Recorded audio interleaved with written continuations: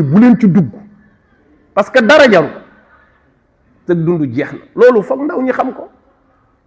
moo tax ñun loi bi ñu proposé gouvernement bi dañu wax ne nañ ci boole di ko promouvoir parce que du lu baax nga mën ci nax borom boobu nooy bu bëgg alal nga gëmloo ko lu amul ak apologie di leen jéem a kañ ak di leen jéem a tagg yooyu yëpp ku ko def nañ la sanctionné ah bu ko defee yooyu farata pire la dégg nañ nag ci conseil des ministres bii nu génn ñu ne président adopté na loi boo xam ne dafay modifier article 319 bi nekk ci code pénal bi nga xam ne moo pénaliser acte contre nature waaw waaye saytu gi moo ci am solo acte bi moom wax dëgg yàlla lu ñu rafetlu la mu des ñu xaar texte bi génn parce que définition bi dafa am solo mooy lan mooy acte contre nature loolu dafa am solo parce que boo ko bàyyee noonu rek fourre-tout lay doon c'est pas forcé que acte contre nature góor jigéen kese la non du looloo ko tax a jóg lu nekk ngi ci biir fourre-tout la mais foog ñu définir wàllum góor jigéen fi mu toll tey ak phénomène yu bees yi ci nekk ak financement yi mu ci wax ak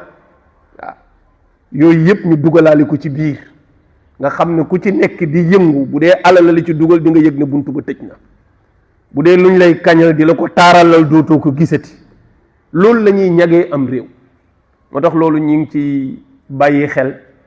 doomu aadama yi ku ci nekkit fa nga nekk nga xam ne am nga ci rôle booy joué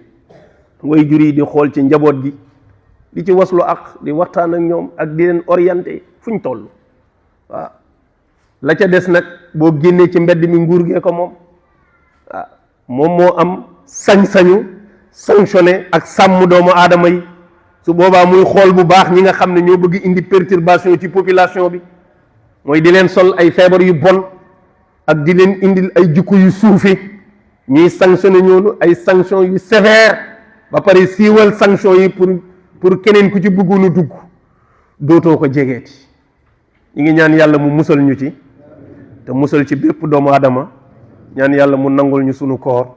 assalaamu aleykum wa rahmatullahi wa barakaatu